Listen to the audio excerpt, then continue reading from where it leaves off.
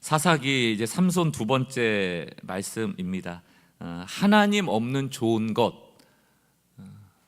우상이 된다라는 말씀으로 사사기 14장 1절로 20절 전체 중에서 저희는 1절로 4절까지만 교독하도록 하겠습니다. 1절 제가 먼저 읽겠습니다. 삼손이 딥나에 내려가서 거기서 블레셋 사람의 딸들 중에서 한 여자를 보고 올라와서 자기 부모에게 말하여 이르되 한 여자를 보았사오니 이제 그를 맞이하여 내 아내로 삼게 하소서 하매 그의 부모가 그에게 이르되 내 형제들의 딸들 중에나 내 백성 중에 어찌 여자가 없어서 너가 할례 받지 아니한 블레셋 사람에게 가서 아내를 맞이려 하느냐 하니 삼손이 그의 아버지에게 이르되 내가 그 여자를 좋아하오니 나를 위하여 그 여자를 데려오소서 하니라. 함께 있습니다. 그때 블레셋 사람이 이스라엘을 다스린 까닭에 삼손이 틈을 타서 블레셋 사람을 치려 함이었으나 그의 부모는 이 일이 여호와께로부터 나온 것인 줄은 알지 못하였더라. 아멘.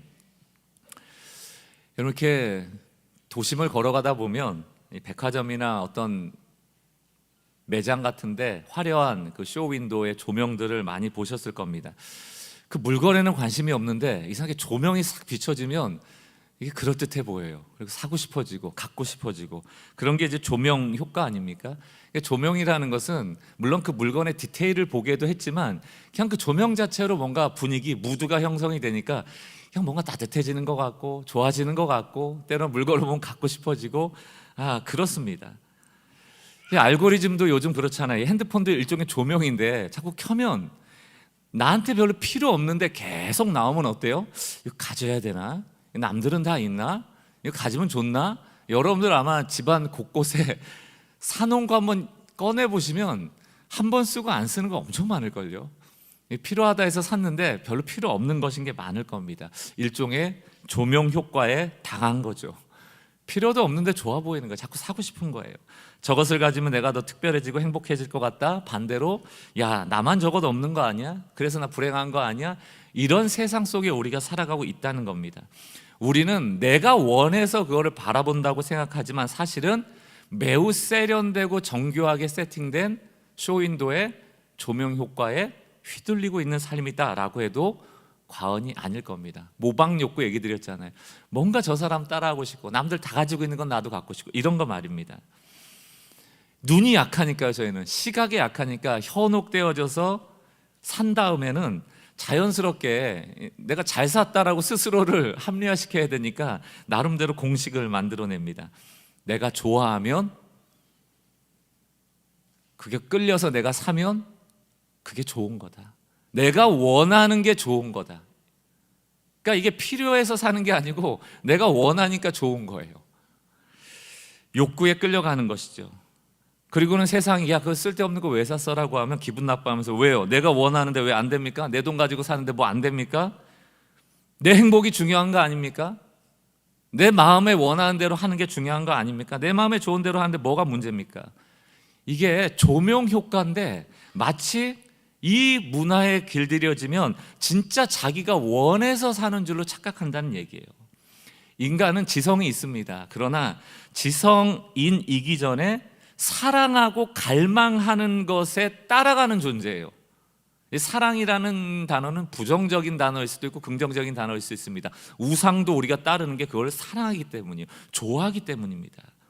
그러니까 우리가 머리를 가지고 통제하고 합리적이고 논리적으로 생각하면서 결정할 것 같지만 사실은 우리가 갈망하는 것, 좋아하는 것, 원하는 것, 사랑하는 것에 따라 살아간다는 것이죠.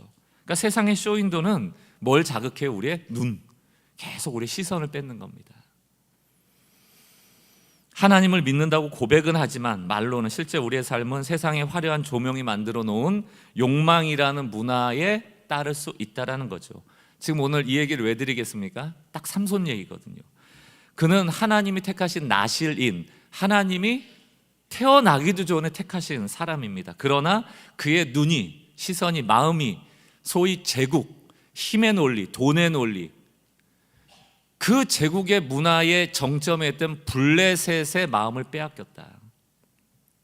오늘 하나님의 뜻을 쫓는 것이 아니고 블레셋이라는 화려한 조명에 현혹되어진 불나방이 인생. 불나방은 죽는지도 모르고 막 불에 뛰어든다는 것 아닙니까? 오늘 삼손의 모습입니다. 그래서 오늘 사사기 14장 13장은 이제 삼손이 태어날 거야 라고 예언이라면 14장이 처음으로 삼손이 등장하는데, 이 등장하는 사사기 14장이 매우 자주 쓰여지는 단어가 내려가다입니다. 오늘 인용은 안 하겠습니다만 1절, 5절, 7절, 10절 계속 내려가요. 어디로 내려갑니까? 삼손이 있는 동네에서 딥나라는 지역으로 계속 내려갑니다. 블레셋 사람들이 모여 사는 그 블레셋 문화로 계속 내려가요. 그것도 하나님의 뜻을 따라가는 게 아니고 한 여인을 향한 갈망, 원함을 가지고 내려가는 것이죠. 이것은 세상을 따라 끊임없이 추락하는 삼손의 모습, 이스라엘 백성의 모습을 상징적으로 보여주는 것입니다. 사사기의 시작은 반대였죠. 사사기 1장 맨 처음에 시작할 때는 전혀 방향이 달라요. 1장 1절과 2절 한번 보겠습니다. 여호수아가 죽은 후에 이제 가나안 땅을 점령해야 되는데 여호수아는 죽었습니다. 이스라엘 자손이 그러니까 어떻게 했어요? 여호와께 여쭈어 이르되 우리 가운데 누가 먼저 올라가서, 이게 상징적인 거예요. 올라가서 하나님의 뜻을 이루는 곳, 그것은 올라가는 곳입니다. 가나안 족속과 싸우리까 여호와께서 이르시되 유다가 올라가라. 보라 내가 이 땅을 그의 손에 넘겨주었노라 하시니라. 그러나 점점 사사기를 지나면 지날수록 타락의 역사죠. 가장 형편없는 사사가 삼손이란 말입니다. 12번째 마지막 사사입니다. 이 삼손을 내려감으로 표현하고 있는 것이죠. 사랑하는 성도 여러분, 우리도 계속 우리의 삶을 점검해야 돼요. 우리는 시선에 약하기 때문에 무엇인가의 시선을 빼앗기고 살아갈 위험이 매우 크다. 그러므로 우리 스스로 신앙 안에서 점검해야 될 게 무엇인가 하면, 우리는 나를 움직이는 것이 무엇인가에 대한 질문. 나를 움직이게 하는 게 뭔가, 나를 사게 하는 것, 내가 그것을 선택하는 것, 내가 거기로 가는 것, 그 이유가 뭔가를 여러분 스스로 한번 점검하셔야 된다.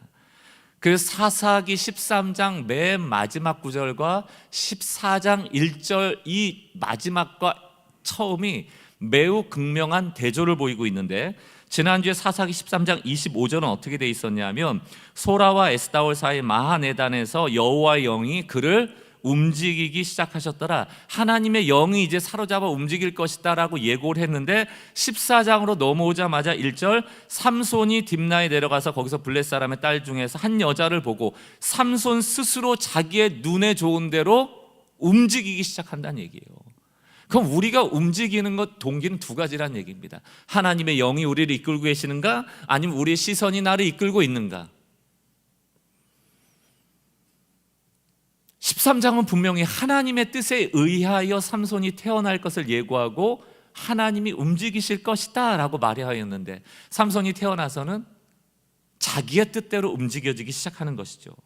오늘 이 본문을 통하여서 나는 도대체 무언가를 결정하고 선택하고 사고 팔고 행동할 때 무엇이 근거가 되어지고 있는가, 무엇이 나를 움직이는가를 살피셔서 혹시라도 하나님의 뜻의 반대 방향으로 가는 인생이라면 돌이키는 은혜가 있길 주의 이름으로 축원합니다.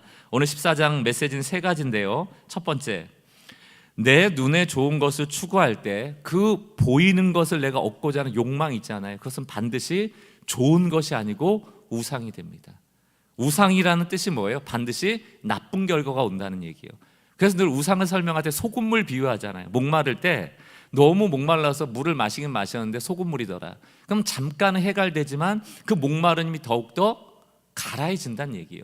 상태가 더 안 좋아진다. 우상은 잠깐은 나를 만족시키는 것 같지만 반드시 우리를 망하게 한다. 이게 우상의 특징이에요. 내 눈에 좋은 것 같아서 지금 당장 좋은 것 같지만 이 욕망이 우상이 됐다는 뜻은 그 결과가 비참하다는 얘기입니다.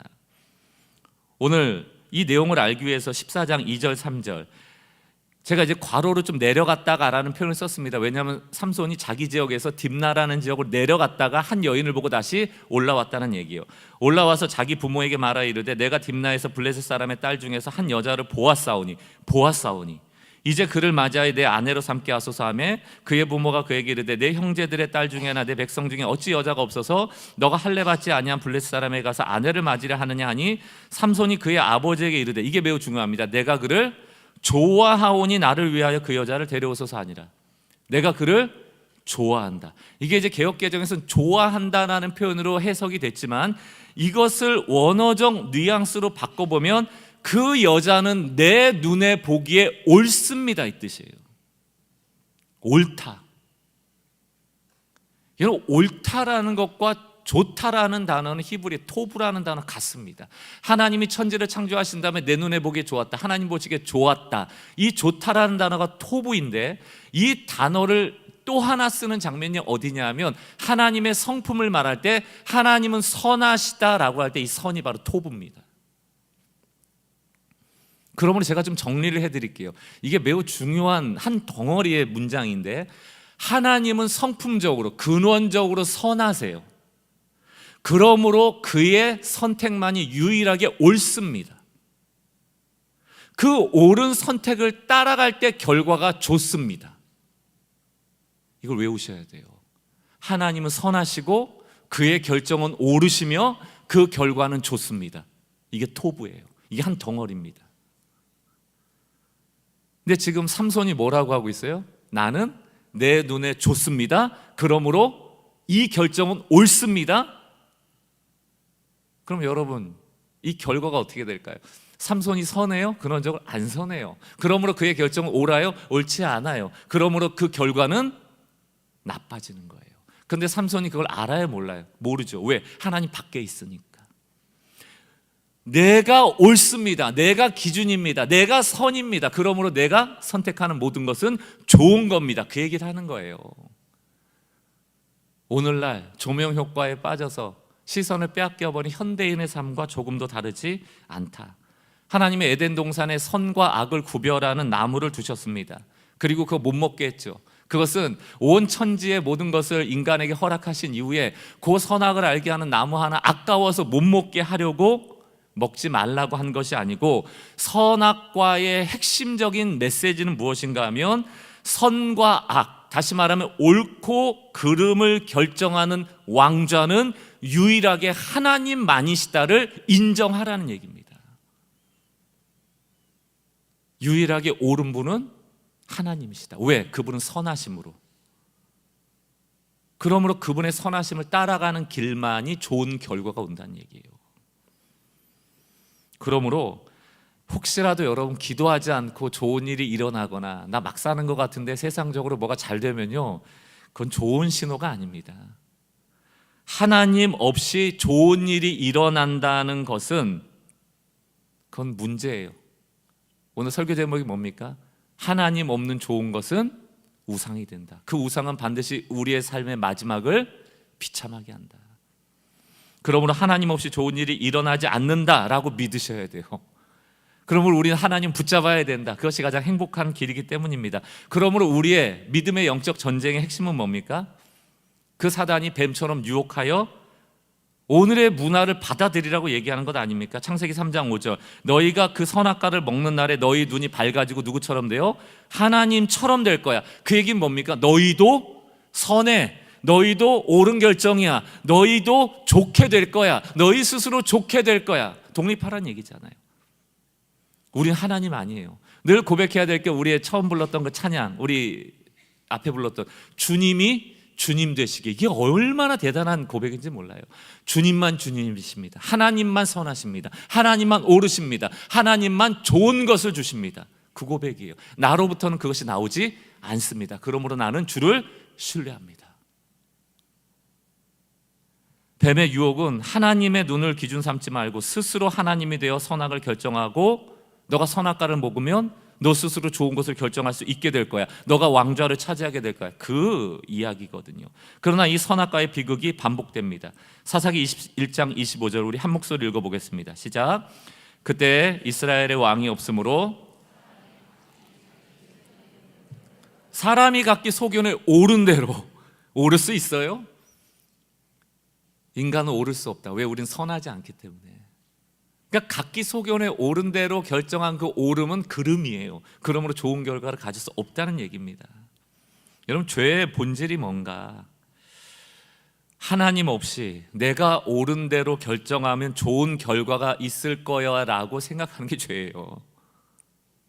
교회 안에도 많고요. 교회 안에 다툼이 다 그런 거 아닙니까? 하나님이 이 상황을 어떻게 보실까의 문제보다는 내 자존심, 내 신념, 내가 옳다 하는 것에 빠져 내 옳은 대로 주장하면 반드시 좋은 결과가 올 거야 라고 확신하는 바람에 그 주장하고 고집 부렸다가 교회가 결국 어려움 당하잖아요. 하나님 뺀 채로 생각하는 모든 것이 죄가 되기 쉽습니다. 게다가 이것은 경건의 모양 뒤에 숨거든요. 이것도 하나님의 영광 위해서 그러는 거야. 하나님 교회 위해서 그러는 거야. 또 우리가 기도하고 예배하고 말씀 듣고 헌신하고 하는 그 경건의 모양 뒤에서 내가 원하는 것을 얻기 위하여, 내 눈에 좋은 욕망을 관철시키기 위하여 내 뜻을 하나님을 도구 삼아 이루려는 욕심이 그 뒤에 있을 때가 얼마나 많냐고요. 여러분, 세상은 우리에게 자유하라고 그러거든. 자꾸 자유하라는 게 뭡니까? 너를 억압할 건 아무것도 없어. 너가 하고 싶은 거, 너가 원하는 것, 그게 옳은 거고 좋은 거야. 이게 세상이 지금 말하는 자유 아닙니까? 그래서 지금 교회 이렇게 보면, 장로교회 헌법에 보면요, 7이라는 게 있거든요. 뭔가 목회자가 봤을 때 이건 아닙니다라면 성도에서 7이 경고를 주고 지금 할 수 있어요? 못합니다. 성도 이렇게 불러다가 집사님 그렇게 하시면 안 됩니다. 주일학교 2달 섬기지 마세요. 이번에 세례, 성찬 제외하겠습니다. 이런 거 하면 여러분들 가만히 있겠습니까? 목사 멱살 잡지. 네가 뭔데? 왜? 내가 옳은 대로 내가 했는데 네가 뭔데 7이야. 그러니까 7이라는 것 자체가 사라졌거든요. 그러니까 하나님의 권위라는 것이 교회에 과연 존재하는가? 없죠. 거의 없어졌습니다. 왜? 다 왕이니까.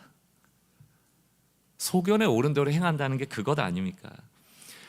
그럼 노예라는 건 뭐예요? 그러면 자유롭게 행하지 못한다는 것 아니, 내가 하고 싶은 거를 못한다는 게 노예 아닙니까? 그러나 죄의 노예는 반대예요. 죄의 노예라는 것은 죄를 막 짓고 싶은데 억압당하는 그런 게 아니고, 죄를 짓지 않을 수 없는 자유가 노예라니까요. 역설이죠. 노예는 아무것도 못해야 되는데, 죄의 노예는 죄를 안 지을 수 없는, 내 욕구를 표출하지 않을 수 없는, 내가 옳은 것을 하지 않을 수 없는, 그게 죄의 노예입니다. 그것도 노예예요. 통제가 안 되는 거죠, 나로서는. 팀 켈러는 이 내가 만든 신이라는 책에서 우상에 대해서 이렇게 얘기했습니다. 우상이란 그것이 바로 하나님보다 더 중요해져서 우리의 마음과 상상력을 더 크게 차지하는 것이다. 쉽게 얘기하면 맨날 그 생각한다는 얘기예요. 눈을 떠도 그 생각, 눈을 감아도 그 생각, 그 생각을 상상하고 그 생각을 확대하고, 그게 있다면 내가 어떨까라고 막 그 좋은 상황을 막 떠올려보고, 또 그게 없으면 막 무너지고, 그게 우상입니다. 그러니까 여러분의 상상과 생각을 지금 꽉 채우고 있는 게 무엇인가를 생각해 보시라는 것이죠. 삼손에게 내 눈에 좋은 여인을 반드시 얻겠다는 집착이 선악과이자 우상이었습니다. 우리는 어떠한가? 이것 없으면 행복할 수 없어. 이것이 없어서 불행해하는 것이 있다면, 그것이 하나님이 아니고 다른 것이라면 그것이 우상이란 얘기죠. 그러므로 우리가 이 땅을 살아가는 동안 욕망도 필요하고 동기부여가 다 필요하지. 그것이 또 어떤 에너지가 될 때도 있습니다. 그러나 제가 이렇게 좀 정리를 해드릴게요. 내가 원한다가 곧 내가 옳다라고 바뀌는 순간 욕망은 감정이 아니라 우상이다. 야, 그건 필요 없는 것 같은데 왜 그렇게까지 집착해? 왜 원해? 라고 할 때 너가 뭔 상관이야? 내가 하고 싶은 대로 하려고 하는데, 이 원함이 나의 옳음과 같아지는 순간 그건 우상이 되는 거예요. 우리는 그렇게 옳지 않습니다. 우리는 선하지도 않고. 그러므로 늘 하나님 앞에 여쭙고 기도하고 하나님의 마음으로 바라보는 게 너무나도 필요한 거죠. 그러니까 삼손에겐 그 마음이 없었어요. 저는 우리는 교회 성도님들을 예배하면서 늘 기도에 대하여 내가 선택한 것을 하나님께 구하여 받는 것이라고 오해하지 마시고, 하나님을 선택함으로 그분이 주시는 것을 받는 것이 기도라고 늘 생각하셔야 돼요. 제가 기도에 대해서 좋아하는 문장 늘 말씀드리잖아요. 하나님께서 나에게 어떤 선택권을 준다면 꼴랑 그거 써먹지 말고요, 그래요? 요거 주세요 라고 소비하지 말고 나에게 주신 그 선택권을 기꺼이 하나님께 돌려드려서 하나님이라면 저에게 무엇을 주시겠습니까? 라고 물어야 된다는 거예요. 그 시간이 기도입니다. 진짜 우리에게 중요한 것이 보이는 순간이죠. 마치 항아리 독에 쥐가 있는 것을 발견하고 빼내야 되는 것처럼, 먹지 말아야 되는 것처럼. 근데 우리는 어두워진 채 기도하니까 그게 쥐가 죽은 간장독의 항아리인지도 모른 채 떠먹기를 원하는 거예요. 자꾸 달라는 거죠. 간장 더 달라는 거죠. 그런 기도가 얼마나 많습니까? 하나님의 선하심과 그분의 오르신 결정과 그분을 따라가는 순종이야말로 항상 좋은 결과임을 믿고 하나님의 기쁘신 뜻을 쫓아가는 성도들 되시길 주의 이름으로 축원합니다. 누군가 자꾸 싸우셔야 돼요. 두 번째, 우리의 실패 속에서도 하나님의 주권은 쉬지 않는다. 우리는 실패해도 하나님은 실패하지 않는다라는 뜻입니다. 오늘 사사기 14장 4절 말씀은 좀 난해한 구절이기도 합니다. 또 신학적으로 살펴봐야 될 좀 내용들이 담겨진 구절인데요. 4절 한번 보겠습니다. 그때 블레셋 사람이 이스라엘을 다스린 까닭에, 이스라엘이 블레셋에 40년 동안 억압을 받고 있었잖아요. 삼손이 틈을 타서 블레셋 사람을 치려 함이었으나 그의 부모는 이 일이 여호와께로부터 나온 것인 줄을 알지 못하였더라. 이게 조금 어려운 게, 지금 삼손이 딥나라는 땅에 블레셋 사람들이 많이 있었는데 거기서 한 여인을 보고 결혼하려고 했던 것이 하나님 입장에서는 이 계기를 통하여 블레셋 사람을 치려 했던 계획이었는데 그걸 잘 몰랐다는 얘기예요. 그러면 이걸 자칫 잘못 읽으면 어떤 식이 되냐면 하나님께서 삼손에게 욕망을 불어 넣어가지고 딥나에 내려가서 블레셋 사람을 사랑하게 만든 다음에 그걸 계기로 블레셋 사람을 치려고 했는가, 이런 생각을 할 수 있죠. 그런 거 있잖아요. 나한테 죄 지을 마음을 안 주시면 되지 왜 마음을 주셔갖고 죄 짓게 하냐고, 그런 거예요. 자유의지 안 주시고 그냥 하나님만 사랑하게 하면 되지 왜 나한테 자유의지를 주셔가지고 자꾸 죄 짓게 만드냐고, 그런 거죠. 사랑을 잘 몰라서 그런 거죠. 그 질문은. 사랑이라는 건 뭐예요? 자발성입니다. 내가 해야 되는 거지, 사랑의 마음이 막 부어져서 나는 아무 생각이 없는데 그냥 막 자동으로 사랑하게 된다면 그건 이미 사랑의 의미가 퇴색이 되는 거죠. 어쨌든 성경은 삼손의 죄를 하나님이 의도적으로 블레셋을 치기 위하여 죄짓게 한 것이다, 이렇게 말하지 않아요. 하나님은 죄를 승인하거나 방조하시는 분이 아닙니다. 오히려 이 본문이 우리에게 보여주는 진짜 놀라운 반전은 따로 있습니다. 무엇인가 하면 삼손의 어리석은 실수, 그의 매우 정욕적인 그런 욕망, 또 삐뚤어진 선택, 이게 보면은 아무것도 이루어질 것 같지 않은 거예요. 다 엉망진창인 것 같습니다. 그러나 하나님의 거대한 구원의 계획과 주권 막을 수 없다. 하나님은 인간의 실패된 상황에 의존하지 않는다는 얘기예요. 상관이 없다는 얘기입니다. 인간의 죄에 하나님의 주권은 패배하지 않는다는 얘기입니다. 우린 자꾸 오해하는 게 뭐예요? 이런 상황에서 하나님이 도대체 뭘 할 수 있으실까? 내가 절망하면 하나님도 절망하고 내가 못하면 하나님도 못한다는 생각을 얼마나 많이 합니까? 하나님은 인간의 죄, 인간의 한계, 인간의 절망, 인간의 도저히 헤어나올 수 없는 상황에 패배하지 않으신다. 좀 더 직설적으로 얘기하면 하나님은 하나님의 승리를 기어코 얻어내신다는 얘기입니다. 이 사사기 주석의 한 내용을 보면 여호와께서는 자기 백성을 구원하기 위해서 삼손의 삐뚤어진 고집, 그게 뭐예요? 나 블레셋 여인과 결혼해야겠다는 거예요. 난 옳다는 거예요. 내가 원한다는 거예요. 내가 좋다는 거예요. 그 삐뚤어진 고집마저 거룩한 뜻을 이루는 수단으로 역용하셨다, 이런 표현을 씁니다. 역용하셨다. 하나님을 늘 설명할 때 하나님은 반전의 하나님, 역전의 하나님 이렇게 표현하잖아요. 왜? 우리 눈에는 이거 진 것 같은데, 이게 우리 눈에는 이거 아무것도 잘 안 될 것 같은데 뚜껑을 열고 시간이 지나 보니 역용, 하나님이 패배하지 않고 승리하시더라, 그 얘기예요. 변증학자이고 신학자이기도 한 R.C. 스프로울이라는 분은 하나님의 주권에 대한 이야기를 이렇게 씁니다. 만약 우주 안에 하나님의 주권적인 통치에서 벗어난 단 하나의 원자, 분자 라도 존재하는, 분자라는 게 뭐예요? 원자라는 게 뭡니까? 화학적으로 더 이상 쪼갤 수 없는 물질의 가장 최소한의 단위가 원자잖아요. 하나님의 주권과 통치에서 벗어난 원자 하나라도 있다면 우리는 하나님을 하나님이라 부를 수 없다, 이렇게 얘기를 합니다. 그 얘기는 뭡니까? 원자 단위로 하나님 역사하신다는 얘기예요. 하나님 실수가 없다는 얘기입니다.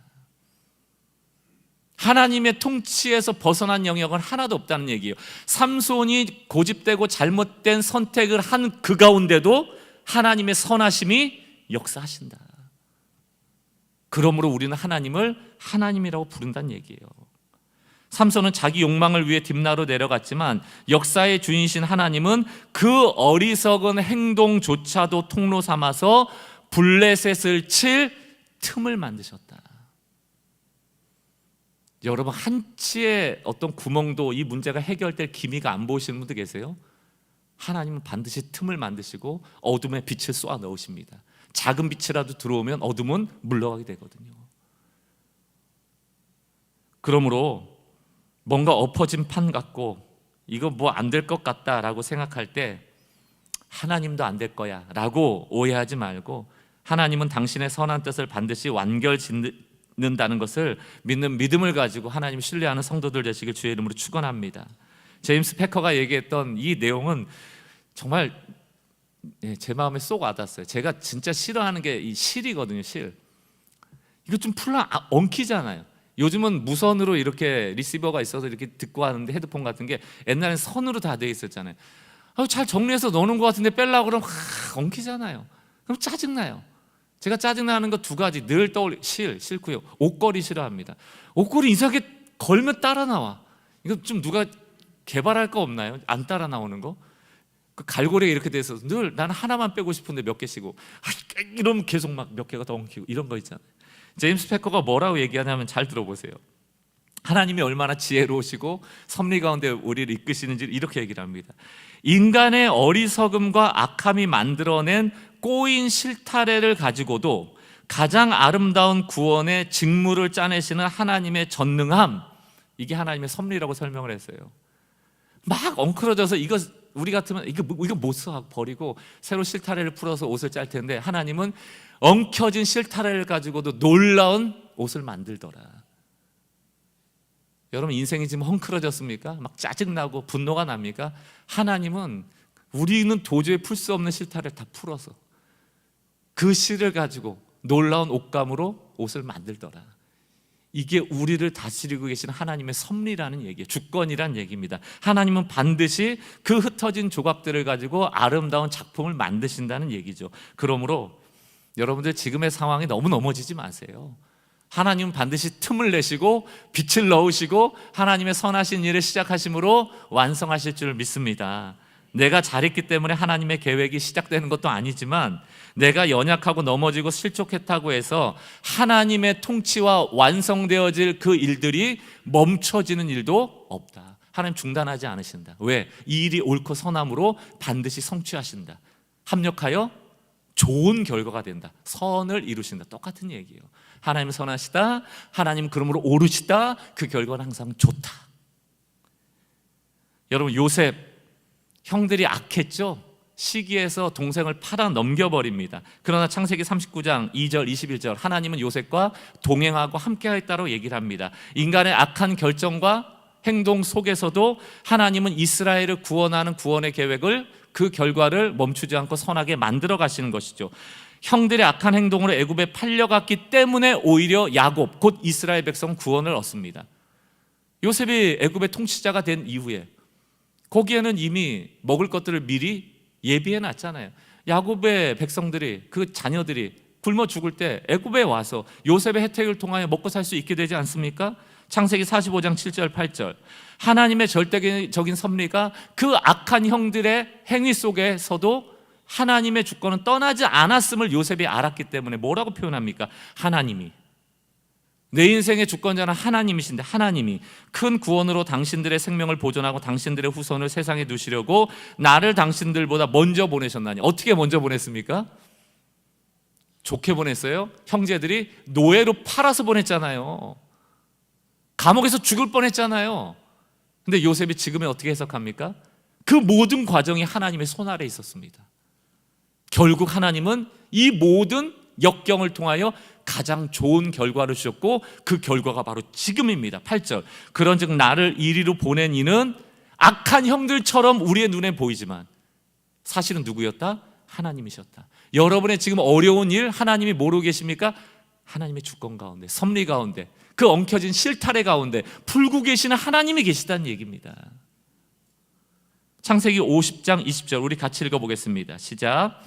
당신들은 나를 해하려 하였으나 하나님은 그것을 선으로 바꾸사 오늘과 같이 많은 백성의 생명을 구원하게 하시려 하셨나니. 아멘. 하나님은 선하시다, 하나님은 옳으시다. 그러므로 반드시 하나님의 결과는 좋다. 실패하지 않는 하나님의 선하신 손길이 있습니다. 삼손도 이스라엘도 영적으로 둔감하여져 엉망진창인 실타래가 엉켜지는 결정들은 했을지라도 하나님은 거기에 의존하지도 좌우되지도 않으시고 하나님의 마음먹은 계획과 결정을 주권적으로 행하시더라. 그러므로 우리 역시 삶이 계획대로 되지 않고 내 연약함 때문에 넘어질 때 하나님은 나를 버리셨구나 너무 쉽게 판단하지 마시기 바랍니다. 우리 눈앞의 현상만 볼 때 우리는 넘어지기 쉽지만 오늘 이 말씀을 통하여 여전히 틈을 내시고 실타래를 푸시고 선하게 만들어 가시는 하나님이 계시구나를 믿는 믿음으로 한 주간 살아가시는 주의 백성 되길 주의 이름을 축원합니다. 마지막 세 번째입니다. 삼손은 힘이 있었어요. 그러나 사자를 이기는 힘보다 내 내면의 마음을 다스리는 은혜가 필요해요. 이 세상은 능력주의 세상이기 때문에 너의 능력을, 힘을 보이라고 얘기합니다. 드러내라고 얘기해요. 드러내지는 힘을 너무너무 좋아해요. 그러다 보면 뭐가 약화돼요?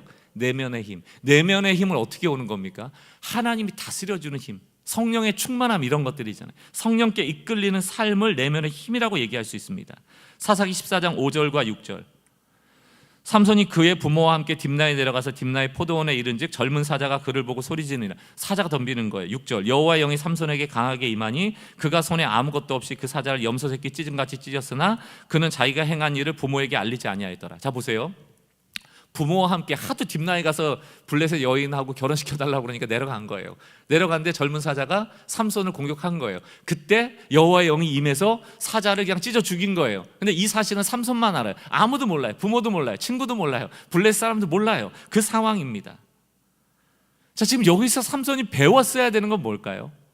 삼손의 손에 아무것도 들려지지 않은 채 사자를 이긴다는 것은 하나님이 힘을 주실 때만 가능한 겁니다. 그럼 삼손이 겸손했더라면 깨달아야 될 게 뭡니까? 내 손에 아무것도 없더라도 하나님이 임하시면 이 사자도 이길 수 있구나. 더 나아가서 블레셋이 40년 동안 압제하고 억압했을지라도 하나님이 임하시면 내가 그들을 사자와 같이 승리할 수 있겠구나 라는 것을 깨달으라고 힘을 주신 건데 삼손은 이걸 가지고 장난을 해요. 무슨 얘기입니까? 내 힘인 줄 아는 거예요. 내 능력인 줄 아는 거예요. 그래서 블레셋에서 7일 동안 이제 이 결혼을 위한 잔치 벌이는 동안에 그 블레셋 사람들한테 수수께끼 냅니다. 야, 나한테 어떤 일이 있었는지 일주일 동안 맞춰봐. 그러면서 14절에 뭐라고 되어 있습니까? 삼손이 그들에게 이르되, 문제 내는 거예요. 먹는 자에게서 먹는 것이 나오고 강한 자에게서 단 것이 나왔느니라. 이 강한 것에서 단 것이 나왔다라는 것이 사자예요. 강한 것이. 근데 사자가 죽은 다음에 그 죽은 시체 속에서 꿀이 생겼습니다. 그래서 그 꿀을 집어 먹었거든요. 그러니까 지금 문제인 즉슨 뭐냐면, 야, 내가 단 것을 먹었는데 이 강한 것이 무엇이고 이 단 것이 뭔지 맞춰보라는 게 되게 어려운 문제죠. 이거 어떻게 맞히겠습니까? 이 수수께끼를 낸 것 자체가 지금 사자를 이기게 하신 하나님의 힘과 능력을 찬양하고 하나님이 함께 하시면 내가 이렇게 할 수 있구나를 깨달으라고 준 건데, 하나님이 주신 그 힘을 하나님을 찬양하는 통로로 삼는 것이 아니고 자기 과시, 나에게 일어난 일을 한번 막 자랑하기 위해서 수수께끼를 내는 그 소비하는 콘텐츠처럼 여겨버린 거예요. 게다가 여러분, 사자를 죽인 다음에 거기에서 꿀이 났다. 그럼 시체를 만졌다는 건데, 나실인이나 또 레위인들 같이 하나님께 부름받은 자들은 시체 만지지 말라고 하잖아요. 그러니까 이것이 삼손에게는 아예 없는 거예요. 나실인이라는 정체성 자체가 없기 때문에 뭐 시체든 뭐든 그냥 꿀을 먹을 수만 있다면 거룩함의 경계를 허물어 버리는 겁니다. 보세요. 사자, 시체에게 다가가서 꿀을 먹은 것. 사자를 이길 힘은 있었지만 나실인의 정체성을 지킬 마음은 없었던 것. 하나님께서 주신 힘으로 사자는 이겼지만 하나님의 영의 통제받기는 원하지 않는 것. 이게 삼손이었습니다.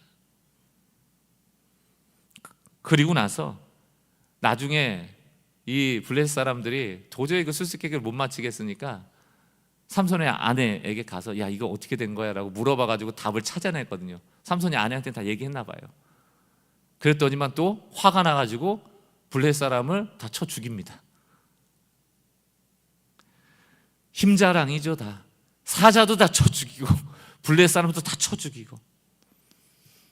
여러분, 매우 중요한 메시지가 있습니다. 특별히 신앙생활 오래 하면 오래 할수록 우리가 착각하는 것 중에 하나가 뭐냐면 하나님이 우리에게 주신 은사들이 있어요. 은사는 말 그대로 기프트, 공짜입니다. 그냥 주신 거예요. 저에게 방언의 은사가 있다고 한다면 제가 뭘 잘해서 준 게 아니에요. 그냥 받은 거예요. 여러분들이 섬김의 은사가 있거나 특별한 무슨 은사가 있다고 친다면, 예를 들어 제가 이렇게 설교할 때 좀 이렇게 말을 잘 할 수 있는 거, 이거 은사죠. 타고난 거란 말입니다. 그런 거는 내가 잘해서 개발했다기보다는 그냥 주신 거예요. 근데 그게 어때요? 사람들에게 보여줄 때는 잘하는 것으로 드러나죠. 예를 들어 삼손에게는 힘이 은사였습니다. 본인이 보디빌더 해가지고 막 나약했는데 힘이 생긴 게 아니고 태어날 때부터 나실인으로 하나님이 힘을 주신 거예요. 이건 기프트, 선물입니다. 그런데 힘은 드러나죠, 사람 앞에. 그러니까 본인이 매우 영적인 존재인 줄로 착각을 해요. 내가 하나님의 일을 열심히 하고 잘하는 것이 성령의 열매는 아닙니다, 여러분. 제가 설교할 때 말을 잘하는 거하고 제가 인격적으로 살아내는 것이 다르다는 얘기예요. 오늘도 한 권사님 제 방에 와갖고 목사님 너무 고맙더만, 저 그런 사람 아니에요. 저는 그렇게 좋은 사람, 아무래도 아니 목사님 진짜 아니에요. 말하는 만큼만 살면 원이 없겠습니다. 제가 설교하는 것만큼만 살면 원이 없겠어요. 전 너무 잘 알아요. 하나님은 저를 쓰시는 겁니다. 일주일 동안 제 삶이 어떠함과 상관없이 제 은사를 가지고 여러분들에게 진리를 전하도록 하는 거예요. 이게 늘 문제가 되죠. 목사가 헛짓거리하고 다니는데 설교 다녔으면 설교 말씀이 너무 좋아요. 경험하셨죠? 왜 그럴까요? 그건 기프트예요. 하나님 쓰시는 거예요. 은사예요. 그게 인격은 아니에요. 그럼 어떻게 살아야 됩니까? 우리가 하나님이 나에게 주신 이 은사대로 말하는 것처럼 무엇을 성장시켜야 돼요? 열매, 성령의 열매를 향하여 끊임없이 가야죠. 우리는 자꾸 단발성 은혜를 너무 좋아해요. 하늘로부터 계속 하나님 은혜가 온다는, 기도할 때도 하늘로부터 오고 예배할 때도 하늘로부터 오고 오늘 막 몰랐는데 깨달아지고 막 깨우쳐주고 이런 거 너무 좋아하니까 열매 맺기 위한 점진적인 성장에 대해서 관심을 안 가져요. 그러다 보니까 하나님이 주신 은사가 마치 나의 거룩함이나 영적인 것처럼 오해하기 시작하는 것입니다. 제가 이렇게 정리했습니다. 하나님이 주신 은사와 영적인 성품은 전혀 다를 수 있다는 거예요. 은사는 추구할 필요는 없습니다. 사모하면 돼요. 근데 사모한다고 다 주시는 것도 아니고, 사모하는 자에게 주시긴 주지만 하나님이 주고 싶은 사람한테 주는 게 기프트, 선물입니다. 그러나 성품은, 열매는 우리가 애써가야 돼요. 하나님의 뜻에 순종하려고 하고, 더 사랑하려고 하고, 더 겸손하려고 하고, 더 온유하려고 하고, 더 충성하려고 하고, 더 오래 참으려고 하고, 그렇게 우리가 애써 만들어내야 하는 것입니다. 근데 우리는 열매 맺는 일은 고생스러우니까 안 하고, 그렇잖아요. 씨 뿌리자마자 열매가 나면 얼마나 좋겠어요. 1년 기다려야 되거든요. 이건 싫고 뭐는 좋아요. 여기 앉아서 기도해서 반짝 깨달아지는 거, 이건 너무 좋아. 왜? 금방 끝나잖아. 그리고 마음에 감동도 있고 뭔가 해소되는 것도 같고 느낌적으로 좋고 이런 거예요. 그러니 세상이 한국교회를 보면서 너무 이상한 인간들이죠. 뭐 금요기도회 가고 수요 막 예배 가서 성경은 열심히 읽고 교회는 막 가는데 삶에 점진적 성장이 없으니 세상 사람들의 눈에 보여지는 거는 기도하는 시간이 아니잖아요. 기도한 다음이잖아요. 삼손이 그랬습니다. 성품으로 내면의 순종으로 빚어지지 않았는데 외적으로 힘이라는 은사가 나타나니까 결국은 다듬어지지 않은 은사와 곧 힘은 다른 사람을 파괴하는 거예요. 다른 사람을 공격하는 거예요. 교회 공동체 안에, 여러분의 삶 안에 여러분도 경험하고 피해자이기도 하고 가해자가 될 수도 있습니다. 늘 성도들 괴롭히는 게 뭡니까? 서로를. 그 하나님 주신 은사 가지고 자꾸 괴롭히는 거예요. 교회 안에서 사역의 크기나 재능이 내 영혼의 깊이로 착각하는 비극이 없기를 바랍니다. 오늘 나머지 좀 줄여야겠습니다. 벌써 시간이 오래돼서 제가 3가지만 한 주간 좀 살아갈 때 지침을 드리려고 합니다. 우린 결국 예수 따라가는 사람이에요. 그저 삼손처럼 되지 말자 이렇게 해서는 안 되고 예수님 따라가는, 어린 양을 따라가는 삶이 돼야 되는데 오늘 말씀에 근거해서 한 주 동안 우리의 입술을 좀 바꾸셔야 돼요. 내 능력 과시하고 내가 해냈고 내 성과고 자녀 키울 때도 마찬가지고요. 이런 내 성과와 나를 과시하는 언어 말고 하나님이 하셨습니다. 하나님의 은혜 없이는 안 됩니다. 이 실타래에 엉켜진 내 인생에도 하나님 틈을 내주시고 하나님의 은혜 없으면 저 망합니다 라고 고백하셔야 돼요. 또 2번째, 시선을 바꾸셔야 됩니다. 자꾸 조명 효과, 쇼윈도 효과에 현혹되지 마시고 늘 좀 눈을 감아보시고요. 하나님, 이게 정말 하나님 보시기에도 좋은 것입니까? 라고 묻는 습관이 우리에게 필요합니다. 그냥 마구잡이로 사지 마시고 원하는 것 사지 마시고 필요한 것 사시고요. 자꾸 원하는 것은 절제하는 것이 성령의 열매를 맺어가는 도움이 됩니다. 또 내면에서 은사, 나에게 주신 것은 감사하시면 되고요. 성품은 애쓰시면 됩니다. 이 2가지를 착각해서 쉬운 거에 은사는, 제가 이런 얘기하면 은사자들 엄청 싫어하면서 나도 열심히 기도했고 헌신했더니 하나님 은사 주신 거라고 하는데 그럼 은사 아니죠. 그거는 내가 열심히 해서 받았는데 그게 왜 선물입니까? 보상이지. 은혜도 그렇고 은사도 그렇고 다 기프트예요. 내가 노력해서 얻은 거 아니에요. 공짜예요. 그거 자랑할 거 하나도 없습니다. 그 기프트는 감사하고 성품은 노력하고. 그래서 여러분들을 향한 찬사나 칭찬을 받으면 받을수록 사자를 찢을 힘을 구하지 말고 내 분노와 욕망을 다스릴 내면의 성령의 열매를 달라고 기도하셔야 돼요.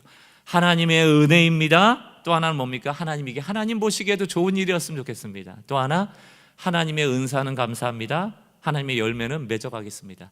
이 고백으로 한 주간 승리하는 주의 백성들 되시길 주의 이름으로 축원합니다. 같이 한번 찬양하겠습니다. 주님의 선한 능력이 함께 하세요. 내 힘과 내 능력대로 사지 마시고 주님 주시는 능력으로 한 주간 승리합시다. 주 선한 능력으로, 주 선한 능력으로 안으시네. 그 크신 팔로 날 붙드시네. 절망 속에도 흔들리지 않고 사랑하는 주 얼굴. 2절 가사입니다. 이전의 괴로움 날 에워싸고, 이전의 괴로움 날 외워싸고. 고난의 길을 걷는다 해도, 고난의 길을 걷는다, 주님은 우리의 인생을 놓지 않습니다. 주님께 모두 맡긴, 주님께 모두 맡긴 우리여. 우리를 잘되게 하실 주님이십니다. 끝내 승리의 나를 맞으리. 왜 그렇습니까? 그 선한 힘이, 그 선한 힘이 우릴 감싸시니 믿음으로 일어나릴 기대하네. 주 언제나 우리와 함께 계셔. 아멘. 하루 또 하루가 늘 3절입니다. 주님이 마신 고난의 잔을 주님이 마신 고난의 쓴 잔을 우리도 감사함으로 우리도 감사하며 받으리. 성령의 뜻을 따라서 주님의 남은 고난 채워가며 우리의 삶을 통하여 예수와 복을 위해 살리라. 선한 힘이 그 선한 힘이 우릴 감싸시리. 믿음으로 일어날 일 기대하네. 주 언제나 우리와 함께 계셔. 하루 또 하루가 늘 새로워. 그 선한 힘을 우리에게 허락하여 주옵소서. 그 선한 힘이 우릴 감싸시니 믿음으로 일어날 일 기대하네. 주 언제나 우리와 함께 계셔. 하루 또 하루가 늘 새로워. 아멘. 같이 한번 기도합시다. 혹시 망쳐버린 인생이라고 좌절하신 분 계십니까? 혹시라도 자녀를 보며 배우자를 보며 내 삶을 보며 낙심하고 계시는 분 계세요?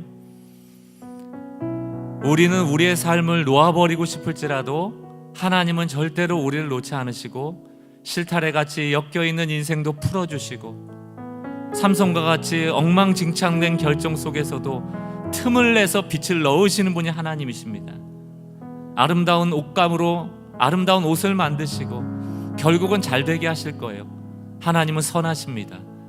그분의 결정은 늘 옳으십니다. 그분의 선하심과 오르심을 믿고 나갈 때 모든 것이 합력하여 가장 좋은 역사가 일어날 것을 믿는 믿음으로 오늘 이 시간 내 상황을 다시금 해석하는 은혜가 있길 바랍니다. 쥐새끼 다 내쫓으셔야 돼요. 포도원 망치는 작은 여우들 내쫓으셔야 됩니다. 내 삶을 왜곡하여 해석하게 하는 것들 다 물리치셔야 합니다.